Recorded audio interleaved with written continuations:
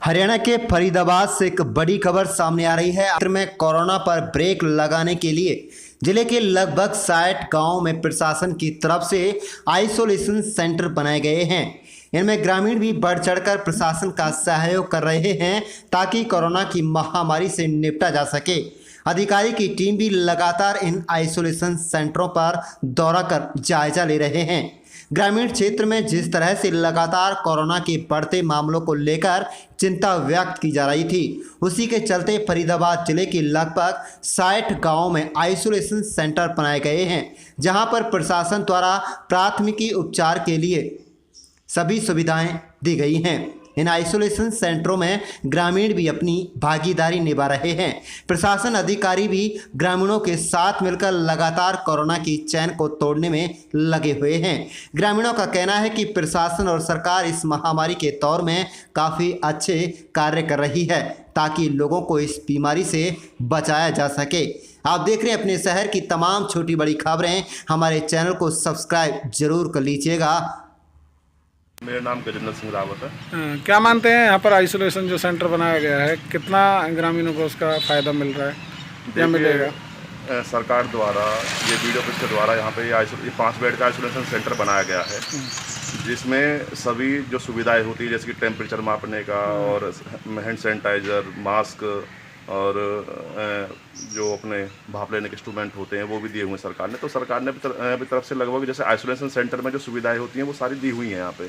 लेकिन गनीमत की बात यह है कि हमारे गांव में ऐसे अभी मरीज हैं नहीं जो यहाँ पे आके आइसोलेट हो सके। लेकिन सरकार की जो तैयारी है उससे कितना खुश हैं आप? ठीक है ना, बिल्कुल सरकार अपने तरफ से बहुत अच्छा करने की कोशिश कर रही है और ये जो मैं सरकार के प्रशासन अफसर भी लगा है, हुआ। हाँ प्रशासन भी मैं बिल्कुल बहुत ज़्यादा मेहनत कर रहा हूँ उनके साथ में। ठीक है। और क्या कुछ इन पे खर्चा आया अब तक का?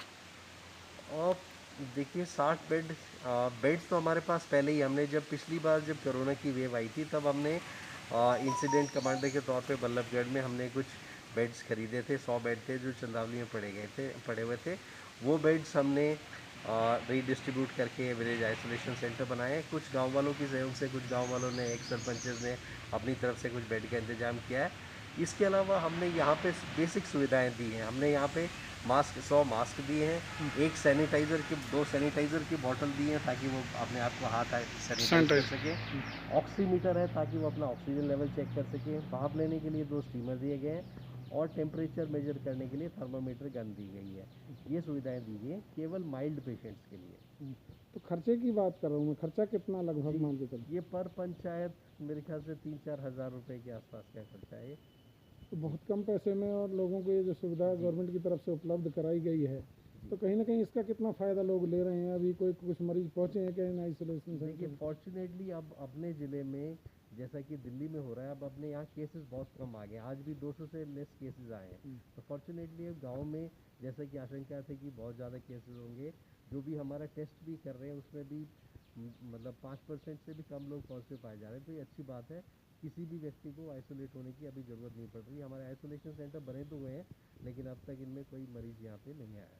तो जिस तरीके से तीसरी वेव आने का भी खतरा बना हुआ है, तो क्या उसके लिए भी ये सार्थक सिद्ध होंगे? जी बिल्कुल, जो भी फैसिलिटी क्रिएट की जाती है, जैसे मैंने आपको बताया कि जो हमारे बेड थे ये फर्स्ट वेव में पिछली बार जब आया था ये बेड्स तब लिए गए थे, लेकिन ये इस बार काम में आए। तो ऐसे कोई भी सुविधा यदि बनाई जाती है, जो ऑक्सीमीटर है, जो थर्मोमीटर है, ये तो ऐसी चीज़ें हैं जो आगे भी काम आएंगी। टेम्परेचर तो हर किसी को देखना ही पड़ेगा, ऑक्सीजन लेवल भी चेक करना इस बीमारी में, जैसा आपको पता है कि कह सकते हैं कि पहले से ही उसकी तैयारी भी जारी है। एग्जैक्टली, ये सारी की सारी सुविधाएं जो भी हम क्रिएट करेंगे नेक्स्ट वेव में भी हमें कुछ ना कुछ मदद जरूर करेंगे। अब कितने गांवों में आइसोलेशन सेंटर स्थापित किए गए हैं और कहाँ किए गए हैं? 60 गाँव में हमने विलेज आइसोलेशन सेंटर स्थापित किए हैं। 20-20 हर एक ब्लॉक में, 20 बल्लभगढ़, 20 तिगाँव, 20 फरीदाबाद ब्लॉक में किए गए। पृथला में कौन कौन से गांव में किए गए हैं? और जैसे यहाँ अभी हम सुनपेड़ में है, यहाँ पे है, फिर डीग में है, जवा में है, मोहना में है, टाइसा में है। ऐसे सभी गांव में किए गए। जो बड़े गांव हैं जहाँ केसेस आए हैं वहाँ सभी पे एक गांव का जो सरकारी स्कूल है उसमें 5 बेड का या 10 बेड का विलेज आइसोलेशन सेंटर स्थापित किया गया है, जहाँ पे जो ऐसा व्यक्ति है जिसके पास घर में आइसोलेट होने के लिए जगह नहीं है और जिसको केवल माइल्ड सिम्टम है, उन्हीं को खाली आइसोलेशन के लिए बनाया गया है।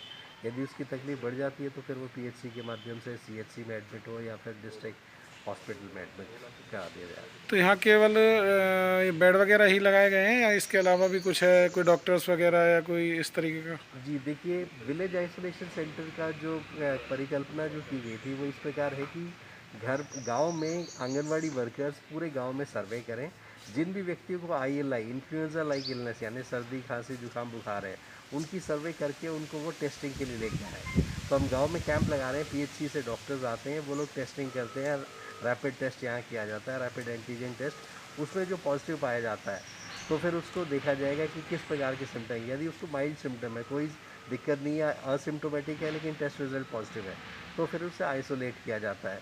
आइसोलेशन में ये दोनों सुविधाएं उपलब्ध है। ये उसके यदि उसके घर में पर्याप्त जगह उपलब्ध है जहाँ पे वो आइसोलेट हो सकता है, उसके लिए सेपरेट टॉयलेट है, सेपरेट कमरा है, तो घर पे भी आइसोलेट रह सकता है। यदि उसके घर में पर्याप्त जगह नहीं है तो फिर ये विलेज आइसोलेशन सेंटर में आके रह सकता है। लेकिन ये केवल माइल्ड सिम्टम वाले लोगों के लिए, यानी जिन्हें कोई भी दिक्कत नहीं है, उनका ऑक्सीजन लेवल ठीक है, खाली वो टेस्ट में पॉजिटिव पाए गए हैं, तो उन्हें 14 दिन के लिए अपने आप को आइसोलेट करना है, उसके लिए ये व्यवस्था की है।